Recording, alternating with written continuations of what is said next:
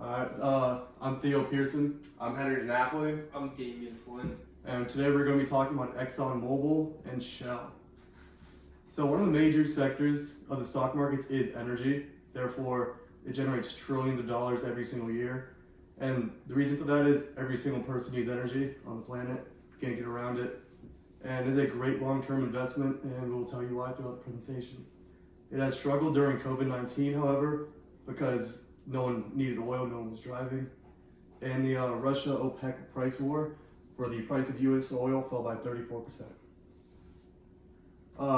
An overview of Exxon is the validity of Exxon is 43.85% as of December 11, 2022. And this is a low-risk company because of the size of Exxon calls for higher validity. They have more markets that they're invested in themselves, so that causes more risk. And their stock usually fluctuates around $90 to $110. ExxonMobil's mission statement is largest publicly traded energy providers and chemical manufacturer develops and applies next generation technologies to help safety and responsibility meet the world's growing needs for energy and high quality chemical products. An overview of Shell is that the stock price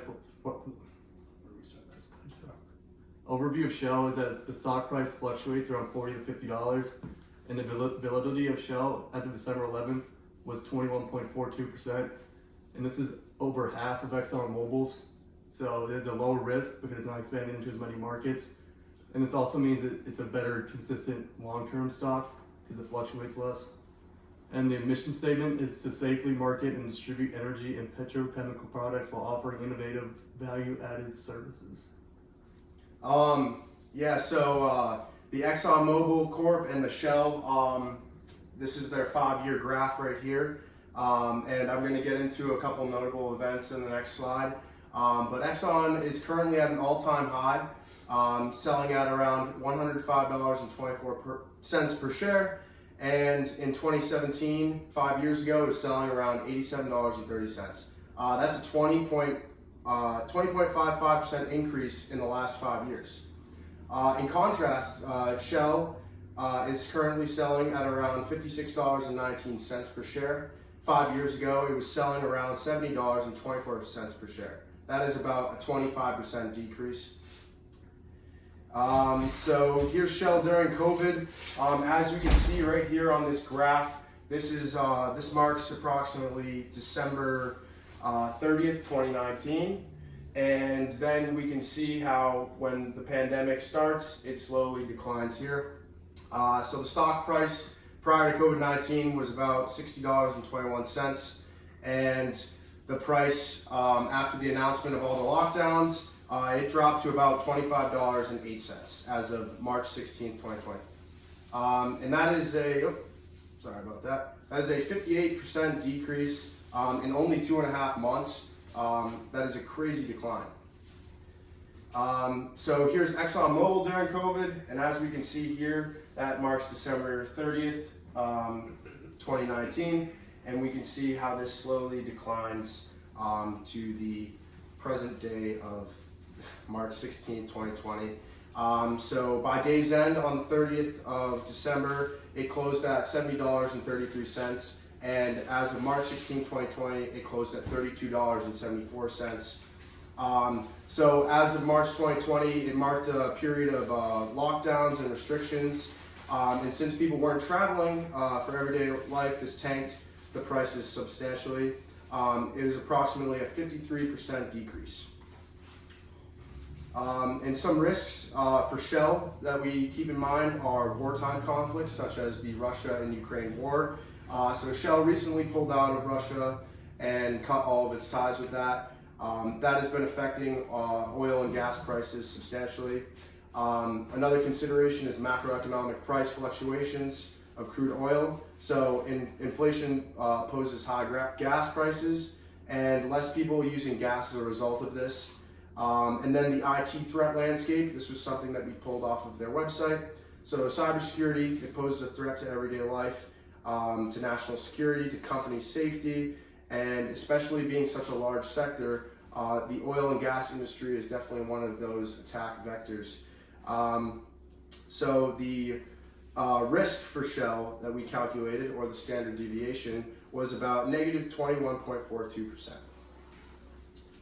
All right, and now we're going to talk about ExxonMobil and their 4-month semester graph, as you can see here. As you can see, so Shell has a 1.9 recommendation rating to buy, and Exxon has a 2.2 recommendation rating to buy. They're both consistent graphs, as you can see, roughly, with Exxon being slightly higher due to the fact that it's more like a successful business with more areas to cover.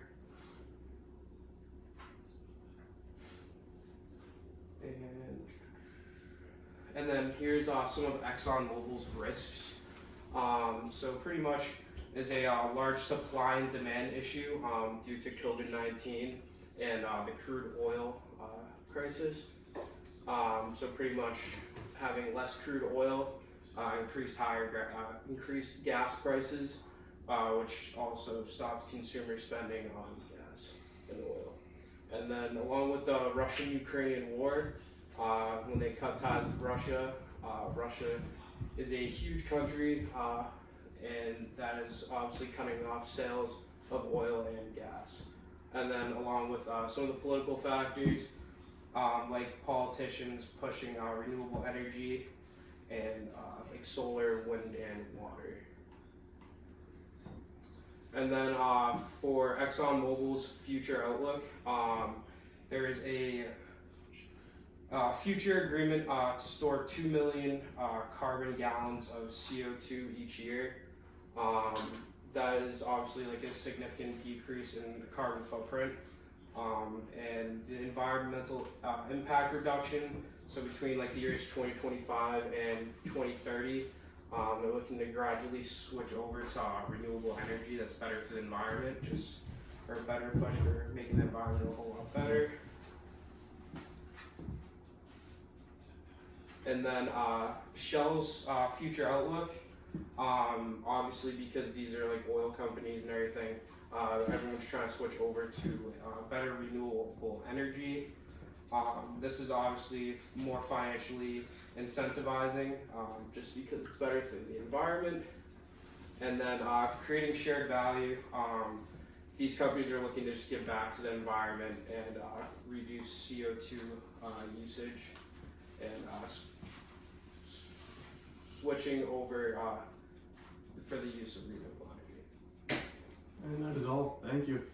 Yeah.